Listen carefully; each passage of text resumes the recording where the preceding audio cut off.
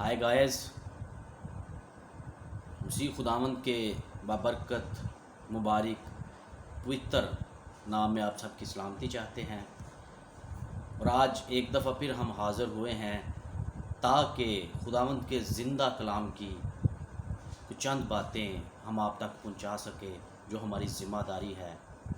تو سب سے پہلے ہم ویڈیو کا آغاز کرنے سے پہلے تمام دوستوں سے ریکویسٹ کرتے ہیں کہ پلیز چینل کو سبسکرائب کر دیں تاکہ ہماری جو بھی کوئی ویڈیو ہم اپلوڈ کریں وہ آپ تک پہنچا دی جائے، اور وقت کو نہ ضائع کیے ہوئے ہم اپنے سروں کو جھکائیں گے اور ایک چھوٹی سی دعا مانگیں گے۔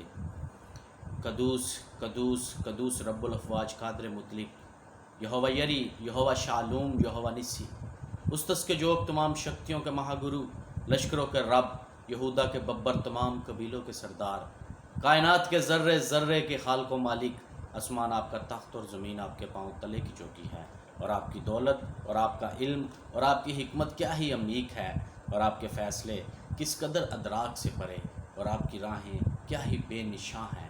آپ کا شکر بجا لاتے ہیں کہ آپ نے ہماری زندگیوں، ہمارے اٹھنے بیٹھنے، چلنے پھرنے اور ہماری روزمرہ کی بری تکالیف، مصیبت، دکھ، پریشانی اور شیطان کے برے منصوبوں سے بچا کے اپنے ہاتھوں میں محفوظ رکھا۔ آپ کا شکر کرتے ہیں پیارے خداوند، آج کے کلام کی جو دو چند باتیں ہوں پیارے خداوند، وہ صرف آپ کی مرضی کے مطابق ہوں، آپ کی موجودگی ہو، پاک تسلیس، خدا باپ، خدا بیٹا، خدا روح القدس شامل ہو۔ یہ سب کچھ مانگ لیتے ہیں حقیقی بادشاہ کے، حقیقی شہزادے اکلوتے بیٹے ہمارے خداوند یسوع المسیح کے وسیلہ سے، آمین۔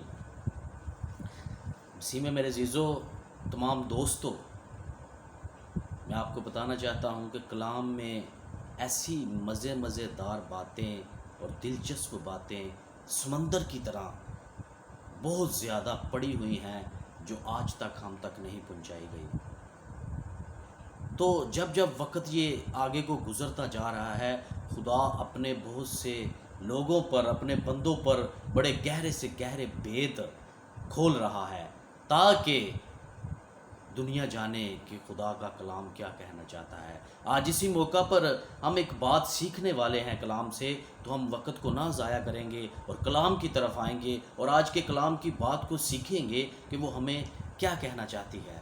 تو مسیح میں میرے عزیزو، میرے ساتھ نکالیے میکا نبی کی کتاب، جو پرانے عہد نامہ کی کتاب ہے، میکا نبی کی کتاب، اور اس کا دوسرا باب، شاید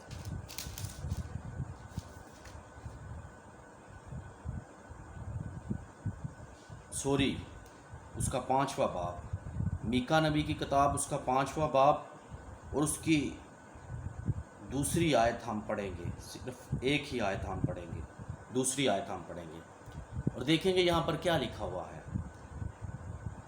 خدا ان کے کلام میں کچھ یوں لکھا ہے، لیکن اے بیت الحم افراتا، اگرچہ تو یہودا کے ہزاروں میں شامل ہونے کے لیے چھوٹا ہے، تو بھی تجھ میں سے ایک شخص نکلے گا اور میرے حضور اسرائیل کا حاکم ہوگا، اور اس کا مصدر زمانہ سابق، ہاں قدیم الایام سے ہے۔ خداوند کے کلام کے پڑھے اور سنے جانے پر ہم سب خداوند کی برکت ہو، خداوند کا شکر ہو۔ مسیح میں میرے عزیزو، تمام دوستو، یہ آیت جو آج ہم نے پڑھی ہے، یہ نبی مسیح خداوند سے تقریباً تھوڑا نہیں تو 400-500 سال پہلے ہو گزرا ہے۔ یہ میکا نبی مسیح خداوند سے 400-500 سال پہلے ہو گزرا ہے، اور یہ اپنے اس کتاب کے اندر لکھتا ہے، اور کیا لکھتا ہے، لیکن اے بیت الحم افراتا، اگرچہ تو یہودا کے ہزاروں میں شامل ہونے کے لیے چھوٹا ہے، تو بھی تجھ میں سے ایک شخص نکلے گا اور میرے حضور اسرائیل کا حاکم ہوگا۔ مسیح میں میرے عزیزو، یہ میکا نبی خداوند یسوع المسیح کی پیشن گوئی کر رہے ہیں بیت الحم کے بارے میں۔ ابھی ہم اس سے جڑتی ہوئی ایک اور آیت دیکھیں گے، تو آپ ہمارے ساتھ بنے رہیے، تو آپ جانیں گے کہ خداوند کے کلام کی جو جڑیں ہیں، جو پچھلا عہد نامہ ہے وہ اگلے عہد نامہ سے جڑا ہوا ہے، اور سب باتیں مکس ہیں اور ساری کی ساری باتیں صرف ہمارے مسیحا کے لیے ہیں. جو پرانا عہد نامہ ایک سایہ ہے اور مسیح خداوند ہمارے وہ سایہ کی حقیقت ہے. پیارے خداوند، میں آپ کو بتانا چاہتا ہوں کہ اگر ہم متی کی انجیل کو دیکھیں، اس سے جڑتی ہوئی ایک آیت ہے، اور اس کا دوسرا باب دیکھیں اور اس کی ہم 5ویں اور 6 آیت کو دیکھیں گے. متی رسول کی معرفت لکھی گئی انجیل، اس کا دوسرا باب اور اس کی 5ویں اور 6 آیت کو ہم پڑھیں گے. اور کیا لکھا ہوا ہے؟ انہوں نے اس سے کہا، یہودیہ کے بیت الحم میں، کیونکہ نبی کی معرفت یوں لکھا گیا ہے کہ اے بیت الحم، یہودا کے علاقے، تو یہودا کے حاکموں میں ہرگز سب سے چھوٹا نہیں، کیونکہ تجھ میں سے ایک سردار نکلے گا جو میری امت اسرائیل کی گلابانی کرے گا. خداوند کے کلام کے پڑھے اور سنے جانے پر خداوند کا شکر ہو. اسی میں میرے عزیزو، بالکل وہی آیت جو ہم نے میکا نبی کی کتاب میں پڑھی ہے، وہی آیت یہاں ہمیں متی رسول کی معرفت مل رہی ہے. تو مسیح میں میرے عزیزو، یہ ساری آیتیں جوڑنے کا مقصد یہ ہے کہ مسیح خداوند کی پیدائش سے کئی سو سال، ہزاروں سال پہلے اس کی پیشن گوئیاں کی گئی ہیں اس کے آنے کے بارے میں، کہ وہ کہاں پیدا ہوگا. اور آج ہم سیکھنے والے ہیں کہ وہ کہاں پیدا ہوگا. وہ یہودا کے بیت الحم میں. یہودا کا بیت الحم ایک شہر کا نام ہے جو اسرائیل کے اندر ہے. کہاں پر ہے؟ اسرائیل کے اندر ہے. اور مسیح میں میرے عزیزو، یہ بیت الحم تقریباً یروشلم سے 10 کلومیٹر کے فاصلے، یا اس سے بھی زائد 2-4 کلومیٹر لگا سکتے ہیں آپ. یہ یروشلم شہر سے 10 کلومیٹر کے فاصلے پر واقع ہے. میں آپ کو بتانا چاہتا ہوں کہ بائبل اس چیز کو پہلے ہی بیان کر رہی ہے کہ مسیح خداوند کی جو پیدائش ہے وہ بیت الحم میں ہونی چاہیے. حالانکہ ہم دیکھتے ہیں کہ ہمارا مسیح خداوند جو تھا وہ گلیل کے ناصرت کا رہنے والا تھا. کہاں کا رہنے والا تھا؟ گلیل کے ناصرت شہر کا رہنے والا تھا. اور گلیل اور بیت الحم میں کم از کم 45 سے 50 کلومیٹر کا فاصلہ تھا. کتنا فاصلہ تھا؟ 45 سے 50 کلومیٹر کا فاصلہ تھا. لیکن جو اس کا شہر ہے وہ ہے ناصرت. ہم یسوع مسیح کو یسوع ناصری کیوں بولتے ہیں؟ اس لیے بولتے ہیں کیونکہ وہ ناصرت شہر کا رہنے والا تھا. تو مسیح میں میرے عزیزو، وہ ناصرت شہر کا رہنے والا تھا کیونکہ اس کی ماں باپ وہاں ناصرت کی رہنے والی تھی. لیکن اسے بیت الحم میں پیدا کیوں ہونا پڑا؟ اس کی پیشن گوئیاں کیوں تھی؟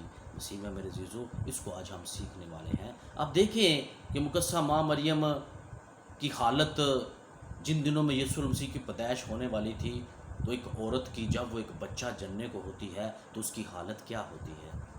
مسیح میں میرے عزیزو، اس حالت میں خدا نے مقدسہ ماں مریم اور اس کے باپ یوسف کو ناصرت سے بیت الحم میں بھیجا. کیوں بھیجا؟ کیوں کہ نبیوں کے بارے میں لکھا ہوا تھا کہ اس کی پیدائش بیت الحم میں ہوگی. اس کے بارے میں لکھا ہوا تھا کہ بیت الحم تو نہ گھبرا، تو یہودا کے حاکموں میں ہرگز کسی سے چھوٹا نہیں، کیونکہ تجھ میں سے ایک سردار نکلے گا جو میری امت اسرائیل کی کیا کرے گا؟ گلہ بانی کرے گا. مسیح میں میرے عزیزو، وہ بیت الحم، وہاں مسیح کا پیدا ہونا ضرور تھا، وہاں اس کا پیدا ہونا لازم تھا. وہ کیوں تھا؟ آج اس سوال پہ ہم بات سیکھنے والے ہیں کہ وہاں اس کا پیدا ہونا کیوں ضرور تھا. مسیح میں میرے عزیزو، اگر ہم بائبل کو دیکھیں تو مسیح خداوند سے پہلے جتنا زمانہ گزرا ہے، جتنے نبی گزرے ہیں، اس وقت جب کوئی انسان گناہ کرتا تھا تو میں آپ کو بتانا چاہتا ہوں کہ بروں کی قربانیاں ہوا کرتی تھیں اور لوگ اپنے گناہوں کی معافی دیا کرتے تھے. کن کی قربانی ہوتی تھی؟ بیلوں کی، بچھڑوں کی، مینڈوں کی. ایسی قربانی ہوا کرتی تھی جس کی وجہ سے لوگ اپنے گناہوں کی کیا کرتے تھے؟ معافی، خلاصی لیتے تھے. مسیح میں میرے عزیزو، مسیح خداوند سے پہلے کی بات ہے، لیکن جب مسیح خداوند قربان ہوا اس کے بعد سے یہ رسم ختم ہوگی، کیونکہ اس نے اپنی جان دے کے، وہ ایک ہی دفعہ اس نے اپنی جان کو قربان کر کے ہمارے لیے وہ قربانی کو ختم کر دیا. مسیح میں میرے عزیزو، مسیح خداوند اس زمانہ میں جو قربانی ہوتی تھی وہ قربانی آپ کو پتہ ہے کہ ہیکل میں یروشلم کے اندر ہوا کرتی تھی. سلیمان بادشاہ کی کہانیوں میں آپ دیکھ لیں اور داؤد بادشاہ کی کتاب اس میں دیکھ لیں، یہ ساری قربانیاں شروع سے کہاں ہوتی تھی؟ خداوند کے گھر، خداوند کی ہیکل میں ہوتی تھی.